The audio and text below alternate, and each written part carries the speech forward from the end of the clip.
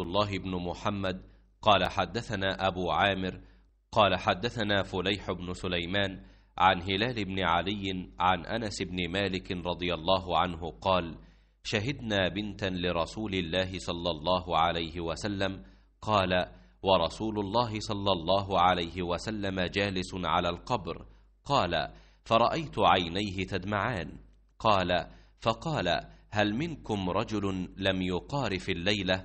فقال أبو طلحة: أنا. قال: فانزل. قال: فنزل في قبرها। अबू आमिर अक़दी ने बयान किया, कहा हमसे फलीह बिन सुलेमान ने बयान किया, उनसे हिलाल बिन अली ने, उनसे अनस बिन मालिक रदी अल्लाह अन्हु ने कि हम नबी करीम सल्लल्लाहु अलैहि वसल्लम की एक बेटी हज़रत उम्मे कुलसूम रदी अल्लाह अन्हा के जनाजे में हाजिर थे। वो हज़रत उस्मान गनी रदी अल्लाह अन्हु की बीवी थी, जिनका 5 हिजरी में इंतकाल हुआ। हुज़ूर अकरम सल्लल्लाहु अलैहि वसल्लम कब्र पर बैठे हुए थे। उन्होंने कहा कि मैंने देखा कि आप सल्लल्लाहु अलैहि वसल्लम की आंखें आंसुओं से भर आई थीं।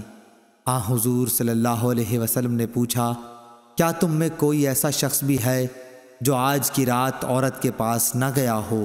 इस पर अबू तलहा रदी अल्लाह अन्हु ने कहा कि मैं हूँ। रसूल करीम सल्लल्लाहु अलैहि वसल्लम ने फरमाया कि फिर कब्र में तुम उतरो। चुनाचा वो उनकी कब्र में उतरे। सही बुखारी हदीस नंबर 1285।